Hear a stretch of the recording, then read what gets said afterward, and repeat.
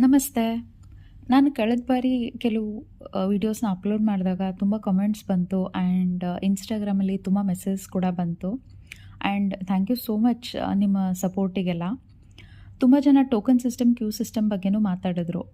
ತುಂಬ ಜನ ಮೈಸೂರಿಗೆ ಹೋಗಿ ನಾವು ಸಾರಿನ ತೊಗೊಂಡು ಬಂದ್ವಿ, ಆರಾಮಾಗಿ ಬ್ಯಾಂಗ್ಳೂರಲ್ಲಿ ತೊಗೊಳಕ್ಕಾಗಲಿಲ್ಲ ಅಂತ ಹೇಳಿದ್ರು. ಇನ್ನು ಕೆಲವರು ಮೈಸೂರಲ್ಲೂ ಟೋಕನ್ ಸಿಸ್ಟಮ್ ಮಾಡಿದ್ಮೇಲೆ ಒಬ್ರಿಗೆ ಒಂದೇ ಸೀರೆ ತೊಗೊಳ್ಳೋದು ತುಂಬ ಕಷ್ಟ ಆಗಿದೆ ಅಂತ ಹೇಳಿದ್ರು.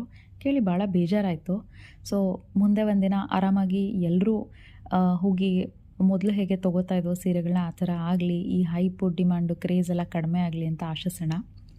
ಇನ್ನು ಪ್ರೈಸ್ ಹೈಕ್ ಆ್ಯಂಡ್ ಕ್ವಾಲಿಟಿ ಬಗ್ಗೆ ಮಾತಾಡೋದಾದರೆ, ಸೆಪ್ಟೆಂಬರಲ್ಲಿ ಒಂದು ಸರಿ ಪ್ರೈಸ್ ಹೈಕ್ ಆಗಿತ್ತು ಆ್ಯಂಡ್ ಈ ವೀಕಲ್ಲಿ ಮತ್ತೆ ಪ್ರೈಸ್ ಹೈಕ್ ಆಗಿದೆ.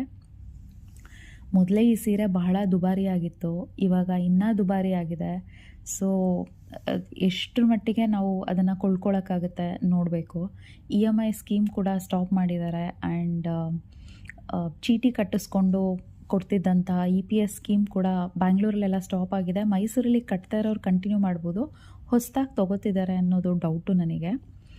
ಆ್ಯಂಡ್ ಕ್ವಾಲಿಟಿ ವಿಚಾರ ಮಾತಾಡೋದಾದರೆ, ಮುಂಚೆಯಿಂದನೂ ಈ ಥರ ಸಣ್ಣ ಸಣ್ಣ ಥ್ರೆಡ್, ಎಕ್ಸ್ಟ್ರಾ ಥ್ರೆಡ್ ಇರೋದು, ಈ ಥರ ಮೈನರ್ ಡ್ಯಾಮೇಜಸ್ ಏನಿದ್ದು ಅದು ಇರ್ತಾ ಇತ್ತು. ಆ್ಯಂಡ್ ಕಾಂಟ್ರಾಸ್ಟ್ ಸ್ಯಾರೀಸಲ್ಲಿ ಕೂಡ ಸ್ವಲ್ಪ ಮಟ್ಟಿಗೆ ಕಲರ್ ಬ್ಲೀಡಿಂಗ್ ಕಾಣಿಸ್ತಾ ಇತ್ತು. ಬಾರ್ಡರ್ ಫಿನಿಷಿಂಗಲ್ಲಿ ಅಷ್ಟೇನು ಹೆಚ್ಚಿಗೆ ವ್ಯತ್ಯಾಸ ಇರಲಿಲ್ಲ.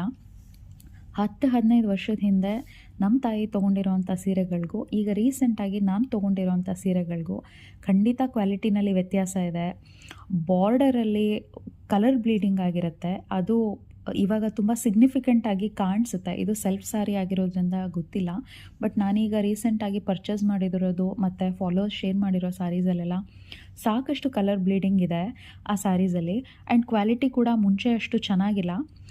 ಇದು KSICನ ಡಿಮೋಟ್ ಮಾಡೋಕ್ಕಾಗಲಿ ಪ್ರಮೋಟ್ ಮಾಡೋಕ್ಕಾಗಲಿ ಮಾಡ್ತಿರೋದಲ್ಲ. ಕ್ರೇಪು, KSIC ಯಾವುದಾದ್ರೂ ತೊಗೊಳ್ಳಿ, ಅದು ಅವ್ರವ್ರ ಇಷ್ಟ. ನನ್ನ ಒಪಿನಿಯನ್ನ ಶೇರ್ ಮಾಡಬೇಕು ಅನ್ಸ್ದಾಗ ನಾನು ಓಪನ್ ಆಗಿ ಮಾಡ್ತೀನಿ.